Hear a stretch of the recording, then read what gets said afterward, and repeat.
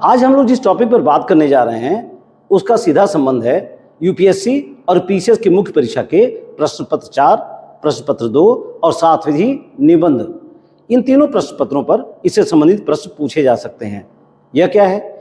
यह एक ऐसी संस्था के बारे में चर्चा है जिसकी नियुक्ति, जिसका गठन भ्रष्टाचार पर नजर रखने के लिए, भ्रष्टाचार पर लगाम लगाने के लिए किया गया था, और ये संस्था है लोकपाल।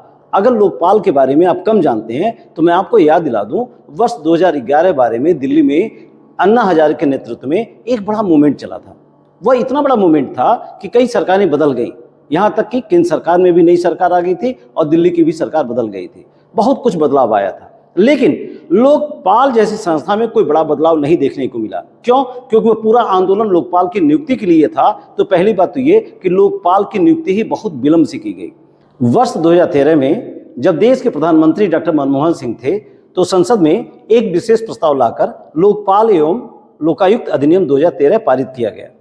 इस अधिनियम के परिणाम स्वरूप केंद्र स्तर पर लोकपालों की नियुक्ति हुई और प्रदेश स्तर पर लोकायुक्तों की नियुक्ति हुई। लोकपाल का कार्य था केंद्रीय प्रशासनिक अधिकारियों, मंत्रियों आदि के कदाचार संबंधी आरोपों की जांच करना।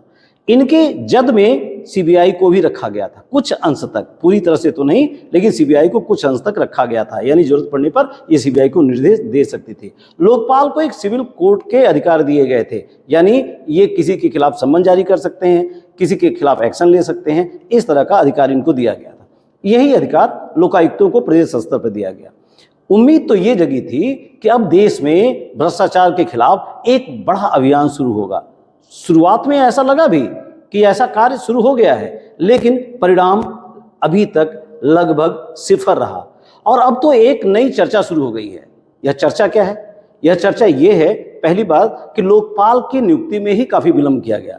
लोकपाल का अधिनियम भले ही 2013 में पारित हो गया था, लेकिन प्रथम लोकपाल की नियुक्ति वर्ष 2019 में की गई और इसके पहले अध्यक्ष बनाए गए थे पिनाकी चंद्र घोष।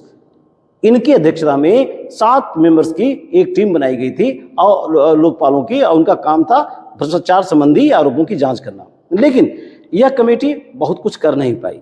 अब फरवरी 2024 में द्वितीय लोकपाल की नियुक्ति की गई और इसके अध्यक्ष बनाए गए हैं अजय मणिकराव खानविलकर, और इनके अधीन 6 सदस्य रखे गए हैं, जिसमें 4 पूर्व जस्टिस हैं और 3 पूर्व प्रशासनिक अधिकारी। इनमें इलाहाबाद हाई कोर्ट के पूर्व चीफ जस्टिस संजय यादव हैं, कर्नाटक के पूर्व चीफ जस्टिस भी शामिल किए गए हैं। इस तरह के लोगों को शामिल किया गया है और ये उम्मीद की गई है, और यह लोग देश में व्याप्त भ्रष्टाचार के खिलाफ माकूल अभियान शुरू कर सकेंगे। शुरू में ऐसा लगा भी कि यह संस्था अपने उद्देश्य में कार्य कर रही है, लेकिन अब जबकि इसको नियुक्ति हुए एक लंबा समय बीत चुका है, ऐसा लगने लगा है कि इस संस्था से कोई ऐसा परिणाम सामने दिखाई नहीं दे रहा है जिससे हम बहुत कुछ आसान्वित हो सकें। अब तो विपरीत बातें होने लगी हैं, यानी लोकपाल को लेके खुद भ्रष्टाचार के आरोप लगने लगे हैं। और ये आरोप क्या है?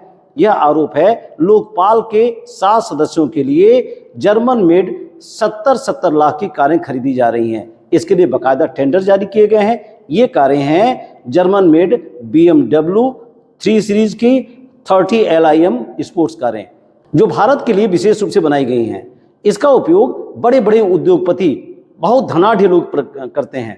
ऐसे में सवाल ये भी उठता है कि भ्रष्टाचार की जांच करने वाले सर्वोच्च संस्था लोकपाल ऑफ इंडिया के सदस्य क्या इतने महंगे कार में चलेंगे तभी भ्रष्टाचार की जांच हो पाएगी? यह प्रश्न इसलिए भी उठ रहा है कि सर्वोच्च न्यायालय के जज भारतीय कारों में सफर करते हैं, उनके लिए इतनी महंगी कारें नहीं उपलब्ध कराई जाती हैं। और भी भारत में आत्मनिर्भर भारत जैसी योजना चलाई जा रही है, मेक इन इंडिया जैसे अभियान चलाया जा रहा है। यह सही है कि BMW का असेंबलिंग चेन्नई में हो रहा है, लेकिन भारत में इस कार का निर्माण नहीं हो रहा है।